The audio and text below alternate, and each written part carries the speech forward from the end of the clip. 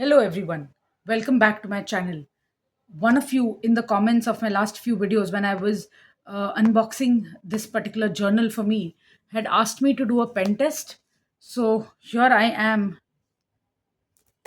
sort of fulfilling that request here. And even I want to do a pen test for Neura because I've not done it for a while. So I have a lot of pens, including ink.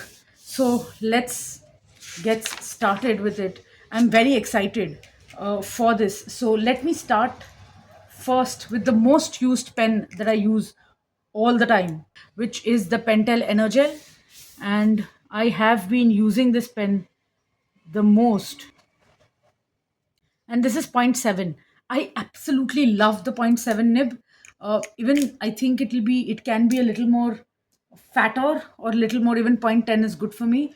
And then I think currently my favorite one is point 0.7 in the Pilot friction ball, which I love as well.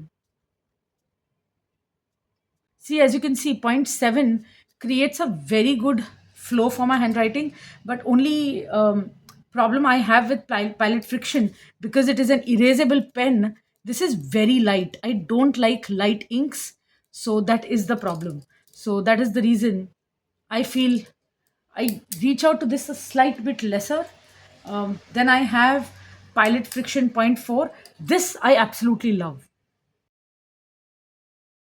I'm actually a person who either likes really fine tips or really not fine tips. So point 0.7 onwards and point 0.5 below is my sweet spot. So this is point 0.4 Pilot Friction, and I think this is beautiful to write in my Hobonichi weeks. Then let me take the regular Hobonichi pen. Just this is the Hobonichi Techo, I guess, Jetstream pen. But again, I don't use this as often. So I'm not very interested in this most of the times. I'm generally confined to these three pens. Then I have my hero pen. This I love, and it is a very fine tip.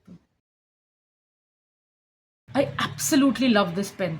I can't carry it everywhere. I don't know, this is like the school um, trauma that I have, that if I carry my ink pen too much, it will break. And I love the Hero ink pen. I cannot go back to any regular ink pen. It feels really pretty in my hands. So now once this is done, that let's just move on to a few highlighters. This is my regular Faber-Castell oil, what are they called? Super gel text liners. Then I have the Zebra mild liners. I'm just going to test out two colors for Zebra mild liners. One is fairly light and one is fairly dark. Then I have these Midori dot markers. They really do leave a mark on my Hobonichi at this point. So I'm going to try using this here as well. This dot markers have literally changed the game for me to write my to-do lists. I really love it. Every day I use a separate color to note my to-do lists in my Sterling ink. I'm not sure if I be able to show you everything, but this is how I do. This is my weekly running to-do list. This is my daily to-do list, and I absolutely love doing this using different colors. I'm not sure if this is blurred out how you will be able to see this, but I'm hoping that I'll blur out the right things. So I absolutely love this. This entire dot marker. If you get it in India, I'm not sure. I'm going to research, and if I do, I will put the link below. But I think you should definitely give it a try. This is beautiful and beyond. Then we have the Camlin permanent marker. This is the big guns, right? We have to see if this. What is it called? It is called the Camlin permanent marker. This is going to be the true test. And then finally, I have these outline markers. Nothing, no paper that I have used can take this. So this is my true test of all papers. They're just called outline markers.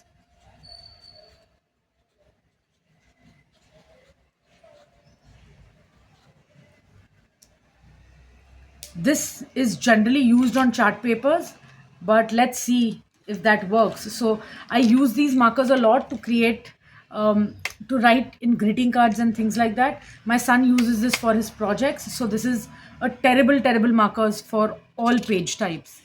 So, oh wow, I'm superiorly impressed. There is a little bit of ghosting. So Pentel Energel, as I said, has a little bit of ghosting, but other than Pentel, I see a little bit ghosting of Pilot Friction. Again, point 0.7 is a problematic ink. If you like a point 0.5, point 0.6, I think they would not have a problem, but point 0.7 is really dark. So point 0.7s have come out.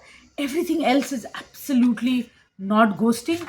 There is a little bit of bleed through from the permanent marker, which is expected, and a lot of ghosting, but no bleed through on the outline marker. I'm absolutely impressed with this paper. I'm not sure what GSM this is, but I am impressed at this point. Wow. These markers, if I can show you. They they are not very forgiving. If you see here, I'm just going to blur this out.